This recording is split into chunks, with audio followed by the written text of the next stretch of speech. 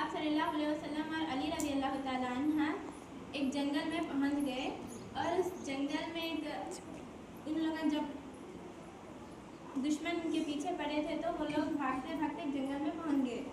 اسی وجہ سے ان لوگ تھک چکے تھے، اور اس جنگل میں ایک غار نظر آیا جس میں ان لوگ ارادہ کرے کہ کچھ دیر آرام کر لیں۔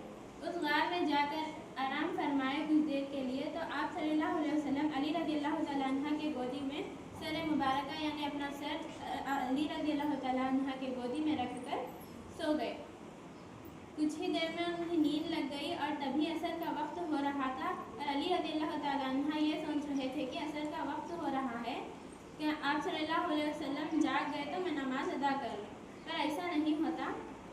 آپ صلی اللہ علیہ وسلم کی آنکھ نہیں کھلتی جب علی رضی اللہ تعالیٰ عنہ یہ سوچ کر رونے لگتے کہ میں آپ صلی اللہ علیہ وسلم کو اٹھا نہیں سکتا اور نہ ہی میری نماز چھوڑ سکتا۔ تو ایسے ہی انتظار کرتے کرتے سورج ڈوب گیا اور عصر کا وقت بھی چلا گیا۔ جب آپ علی رضی اللہ تعالیٰ عنہ رو رہے تھے تو آپ صلی اللہ علیہ وسلم کے گال مبارک یعنی چہرے پہ ان کے آنسو گرنے لگتے۔ اسی آنسو کی وجہ سے آپ صلی اللہ علیہ وسلم جاگ جاتے اور کہنے لگتے، اے علی تم کیوں رو رہے ہو؟